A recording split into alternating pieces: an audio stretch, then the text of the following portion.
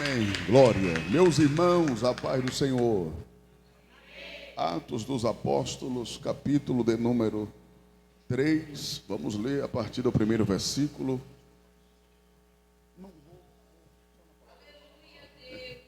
Glória a Deus. Livro de Atos dos Apóstolos, capítulo de número 3, a partir do primeiro versículo. Glória a Deus. Livro de Atos dos Apóstolos, capítulo de número 3. Enquanto os irmãos localizam, eu quero agradecer ao Senhor por essa oportunidade de retornar mais uma vez a esta casa. E para nós é uma satisfação muito grande.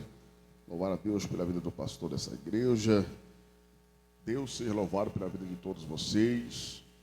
Que o Senhor continue abençoando esta casa em nome de Jesus. Todos se encontraram? Pedro e João subia ao templo à hora da oração, a nona, e era trazido um varão desde o ventre da sua mãe, e ele era coxo, a qual todos os dias se punhava à porta do templo chamada Formosa, para pedir esmola ao que entravam. Ele, vendo Pedro e João, que ia entrando no templo, pediu para que lhe desse uma esmola. E Pedro, com João, fitando os olhos nele, disse: olha para nós. E olhou para eles, esperando receber alguma coisa. E disse Pedro: não tenho prata, não tenho ouro, mas o que eu tenho, isto eu te dou. Em nome de Jesus Cristo, o Nazareno, levanta e anda. Até aqui, por favor. Podem se assentar. Glória a Deus.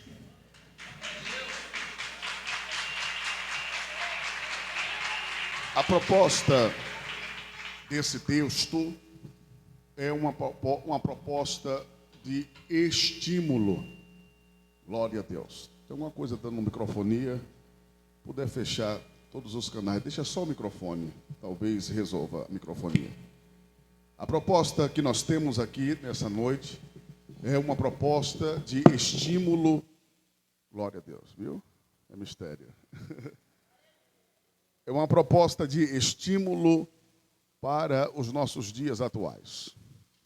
Se os irmãos observar o texto, e hão de convir comigo, no capítulo 3, aparece em cena aqui dois personagens. O nome dele é Pedro, o outro é João, Kefa e Oxanã. Kefa e Oxanã, Pedro e João. O mais interessante aqui é que esses homens estão vindo de um evento muito importante para a igreja. Atos capítulo 2. O cumprimento de uma promessa. A promessa de Deus foi cumprida de forma parcial. Sim, a promessa de Deus foi cumprida de forma parcial. O que na verdade aconteceu no capítulo 2, o próprio Pedro vai dar informação e vai dizer que nada mais foi do que foi dito pela boca do profeta Joel. O que é que Joel diz no capítulo 2, versículo 28? Que nos últimos dias Deus derramaria do seu espírito sobre toda a carne. Aqui não foi os últimos dias. Pelo contrário, aqui foi o primeiro dia. Aqui foi o início, quando tudo começou. Mas o que aconteceu? Eu disse que a profecia se cumpriu de forma parcial. Observa que no capítulo 14 do Evangelho de Jesus, segundo escreveu São João, ele vai dizer que não era para nós turbarmos os nossos corações.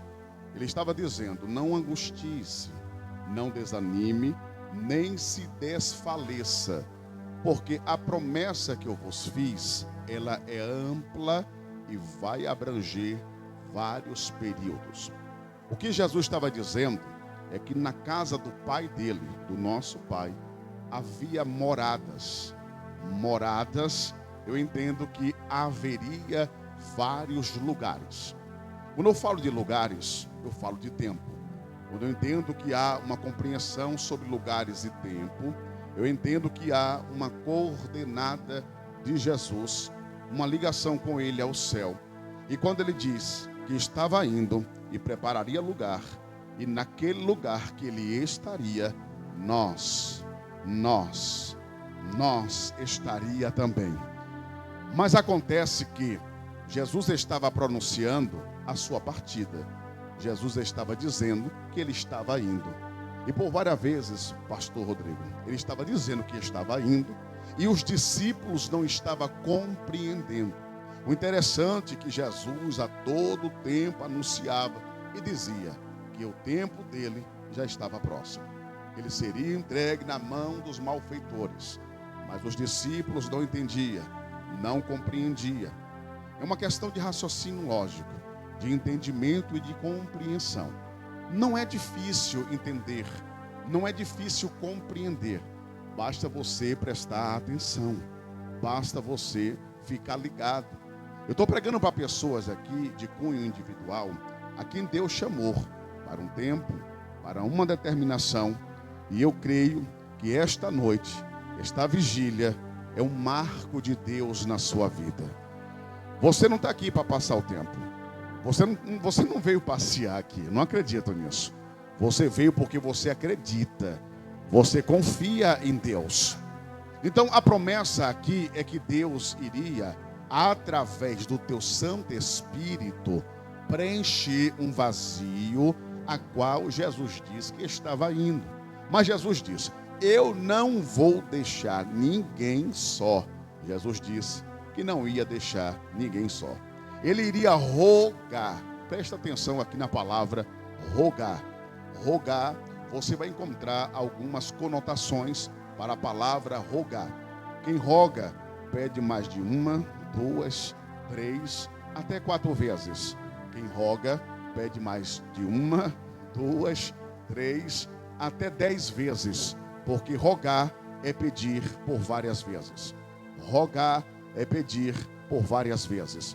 Você só vai pedir várias vezes para alguém que não quer te dar, verdade? Você só vai pedir, quando alguém quer dar, na sua primeira solicitação, você já é atendido. Na sua primeira solicitação, você já é atendido. Mas quando você começa a rogar, pedir por uma, duas, três, 5, 10 vezes, é porque alguém não quer dar, não é verdade? Mas Jesus disse: eu estou indo para o Pai. E lá eu vou pedir a Ele, eu vou rogar a Ele. Porque a promessa, como eu disse para vocês, Joel capítulo 2, versículo 28, é uma promessa para os fins dos tempos, para os últimos dias. Mas agora eu vejo Jesus entrando em cena. E Jesus é especialista em quebrar protocolos. Você vai entender o que eu estou falando. Deus não quebra princípios, mas protocolo, e principalmente protocolos humanos, Ele é especialista em quebrar. Observa o que vai acontecer. Jesus vai começar a falar com Deus, falar com seu Pai, dizendo: Pai, eu prometi para eles. Eu prometi para eles. Pai, eu prometi para eles. Quem tem promessa? Pai, eu prometi para eles. Eu prometi para eles. Eu prometi para eles. E como já foi dito aqui, que Deus não é filho do homem para que minta, nem filho do homem para que se arrependa. Deus não mente, Deus não erra. Se Ele prometeu, ainda que Ele quebre protocolos humanos, ainda que haja uma intervenção, Ele vai cumprir. Ele vai cumprir. Vamos lá, vamos aquecer o negócio. Então, esses homens, no capítulo 2, estão por debaixo de uma promessa. E toda promessa, ela vem condicionada.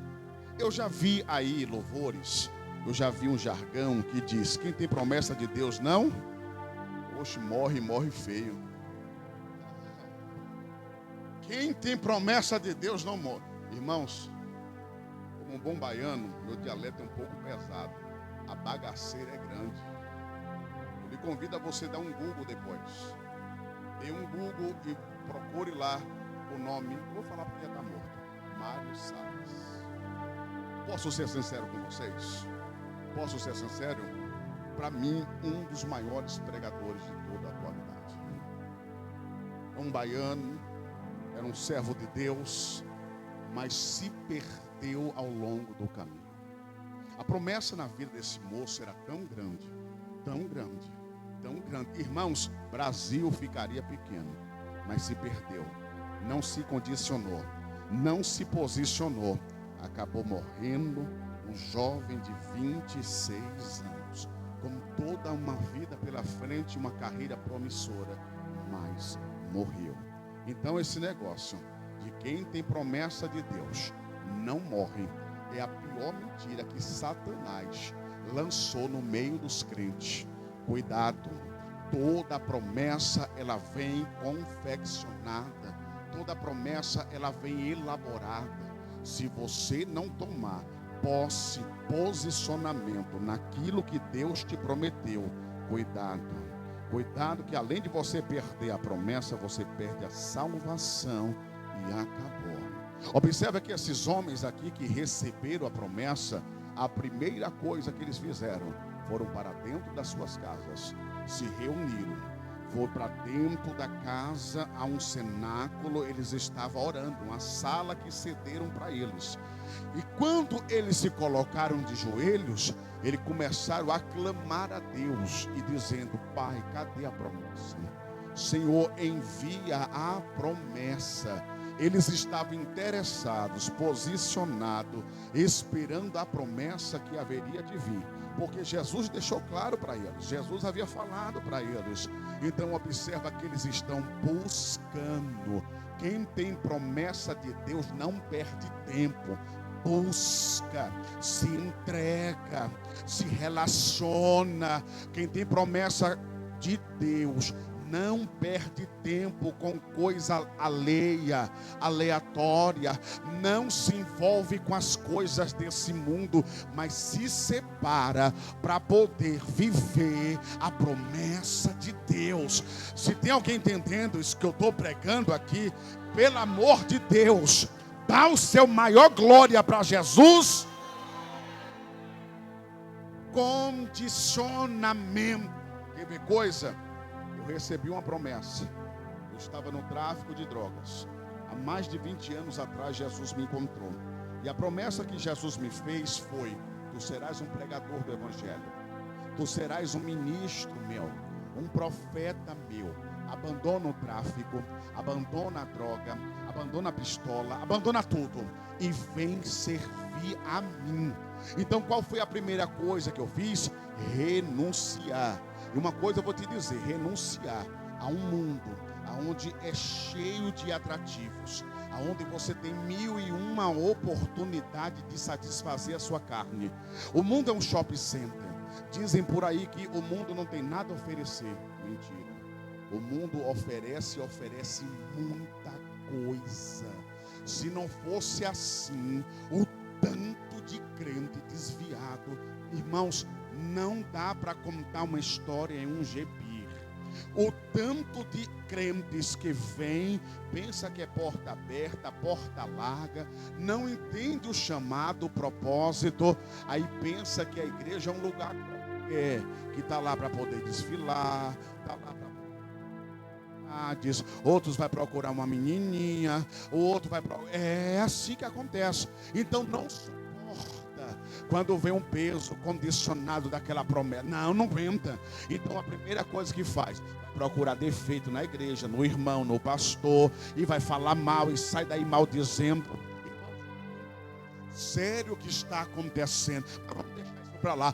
Quando eu recebi a promessa, a primeira coisa que eu fiz foi palavra de Deus. Porque se Deus me faria um pregador do Evangelho, eu tinha que fazer a minha parte. Eu tinha que ler. Pasme, senhoras e senhores, eu morava lá na cidade de Deus, lá no Recôncavo Baiano. Eu ganhei um barraquinho de madeira para poder morar. Eu tinha um candeeiro de fifó, enchi de querosene. E aquele candeeiro de querosene tocava. E onde eu fazia para poder ler a Bíblia, eu pegava o candeeiro e colocava assim, ó, e começava a ler a Bíblia, porque eu entendia que Deus tinha algo para fazer na minha vida. Então deixa eu te falar aqui, independente do lugar, independente da situação, seja Deus, seja fiel a Deus. Cumpre promessa na vida daquele que se submete a ela. Então esses irmãos aqui estão orando, clamando a Deus. Lembra dos desviados? Aqui não foi diferente. A tradição judaica diz que eram 500, mas agora 380 vai retroceder, vai voltar atrás. Observa que é um número incompatível. 380 para 120, então uma maioria foi embora. Uma maioria se desviou, mas ficou os remanescentes. Ficou os remanescentes, os rabiscos. Eu estou pregando para rabiscos aqui, eu estou pregando para os remanescentes, irmão, porque a peneira de Jeová já começou a sacudir. A peneira de Jeová já começou a sacudir. Só vai ficar os de verdade, rapaz. Só vai ficar emenece. Eu estou sentindo a presença de Jesus. Então esses que estão aqui estão pedindo: cadê a promessa? Cadê a promessa? Cadê a promessa? Eu quero viver a promessa. Eu quero ter um relacionamento. Eu quero ir mais fundo. Eu quero conhecer mais. Cadê a promessa?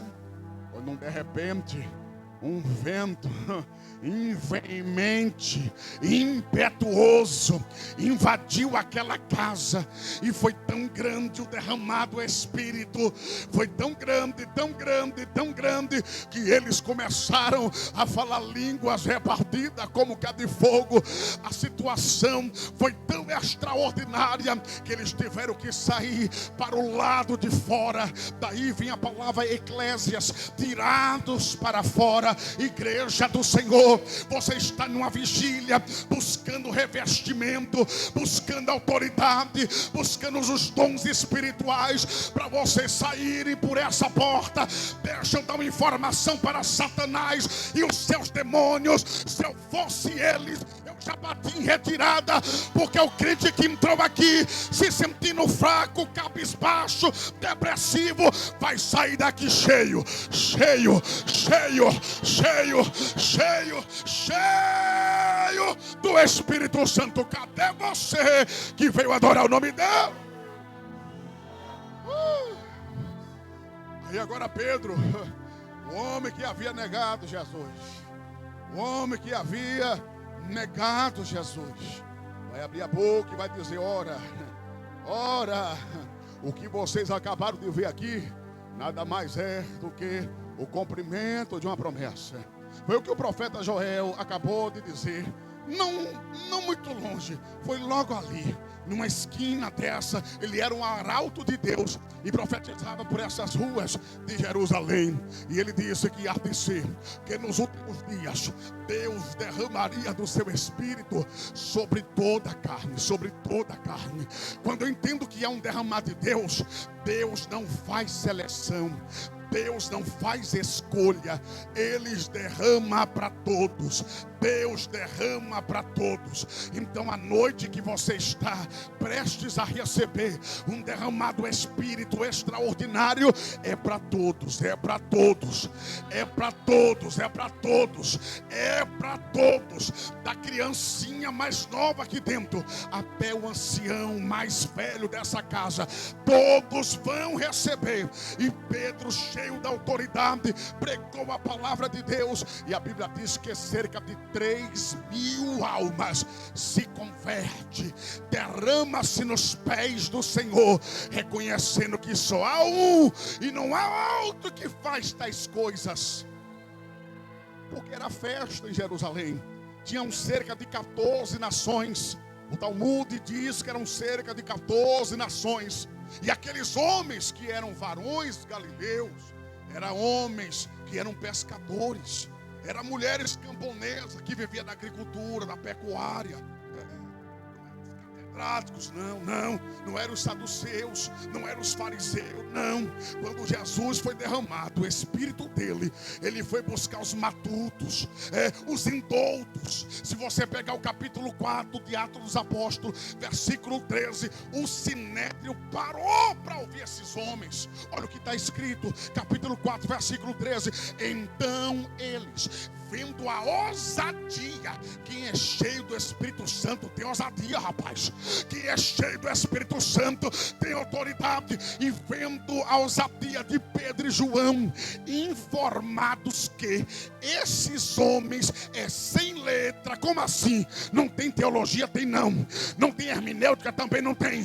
Não tem exegese? Não tem a exegese do texto? Também não tem. Por quê? Porque eram indoutos, eram sem cultura, mas se maravilharam, porque tinha conhecimento e sabia de uma coisa: para pregar assim, para falar assim, para ter tanta autoridade. Andava com Jesus. Andava com Jesus. Quem anda com Jesus tem característica. Quem anda com Jesus tem o cheiro dele. Fala como é. Eu estou sentindo a presença dele. Eu estou sentindo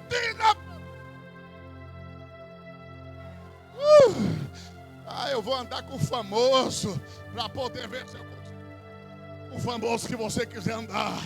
Não é pecado, não é proibido, mas melhor é andar com Jesus. Melhor é viver com Jesus.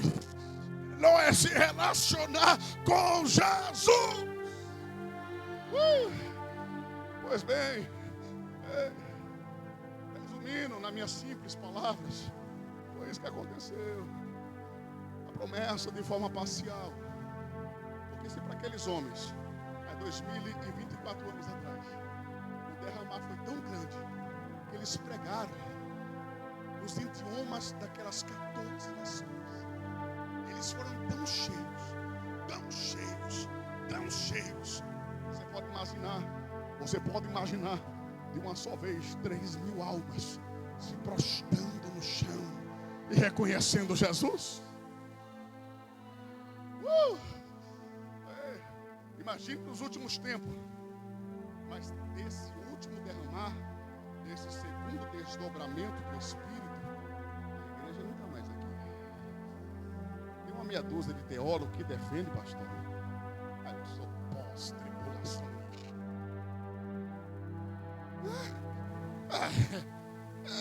Eu vejo uns debates aí, uns negócios estranhos aí.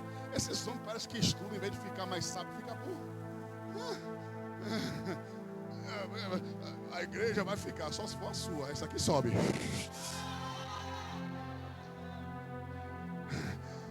A igreja dele fica. Nós subimos para a glória.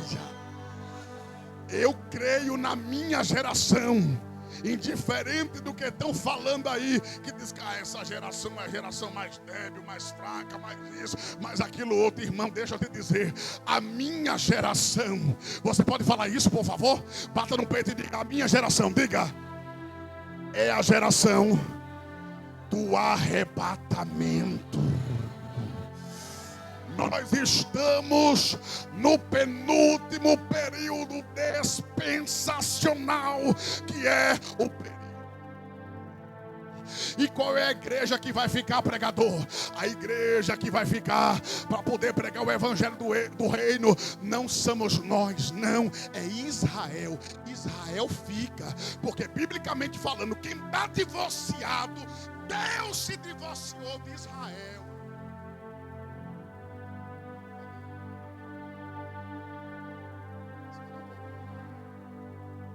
Não dá não. Leia Ezequiel capítulo 16. E você vai ver o que Deus fala de Israel. Anota depois para você ler. Ezequiel capítulo 16.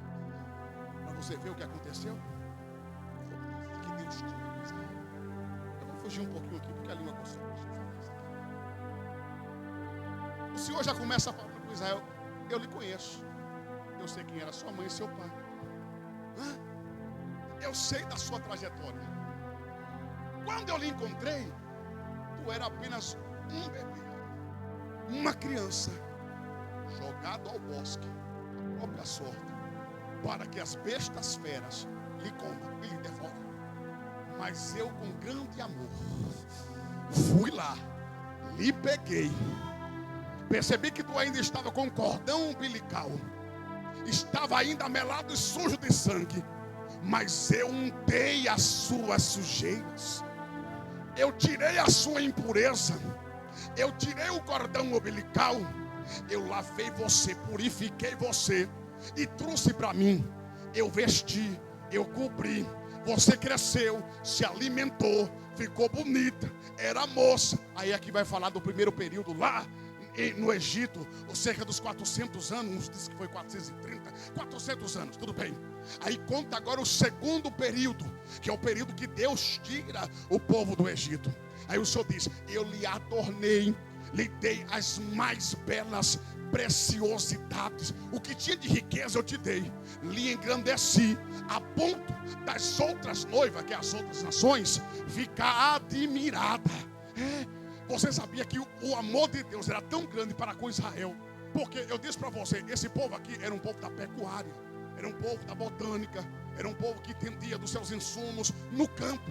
Mas Deus era tão bom com Israel, tão bom, que quando aquele povo passava para ir até a Síria, para poder comprar o ferro e o bronze, Israel não tinha ferro, Israel não tinha bronze. Aí o povo usava as estradas para poder passar pelas terras semiáridas da Palestina e atravessar a fronteira para ir à Síria, e comprava o ferro, comprava o bronze. Quando o povo vinha voltando e pedia permissão para poder passar por Israel, o povo agora ficava tão encantado com a nação que parava no meio daqueles camponeses e começava a trocar o ferro, a prata e o bronze. Por quê? Por mirra, por essência, por planta, medicinais. Então olha o que Deus fazia. Deus fazia com que o povo que ia comprar, os mercadores que ia comprar ferro, que é mais valioso do que a mirra, do que plantas, mas quando o povo passava, o povo deixava tudo lá para Israel e saía com plantas, com mirras. Então Deus fortaleceu Israel, tirando na mão dos seus inimigos